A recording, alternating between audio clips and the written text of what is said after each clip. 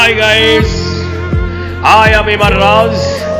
এই মুহূর্তে দেশ এবং দেশের বাইরে থেকে যারা দেখছেন, শুনছেন বা শুনবেন, সবাইকে আমার প্রীতি, শুভেচ্ছা ও অভিনন্দন।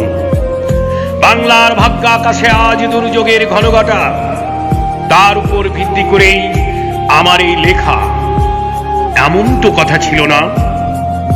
শুনুন, বাংলার ভাগ্য আকাশে আজ দুর্যোগের ঘনঘটা, তার শ্যামল প্রান্তরে আজ রক্তের আলপনা। জাতির সৌভাগ্য সূর্য আজ অস্তচলগামী। সেই সাথে বলি, সন্ত্রাস আর আন্দোলনে ভরে গেছে দেশ। নিরীহ প্রজা পড়ছে ধরা, ওরা বলছে বেশ। তবে কি ভুলে গেছে ওরা শপথ নিয়েছিল সোনার বাংলা গর্ভ মোরা?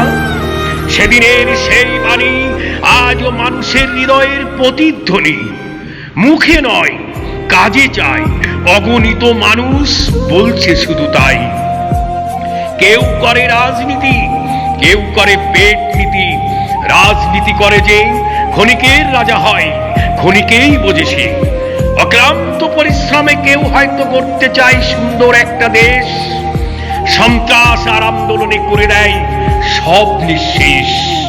গণতন্ত্রের দেশ বাংলাদেশ, কাজে নয় মুখেই তার পরিচয়।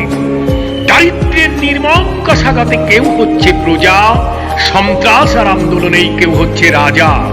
তবে কোন দেশ? এমন তো কথা ছিল না। শপথ নিয়েছিল কেন ওরা?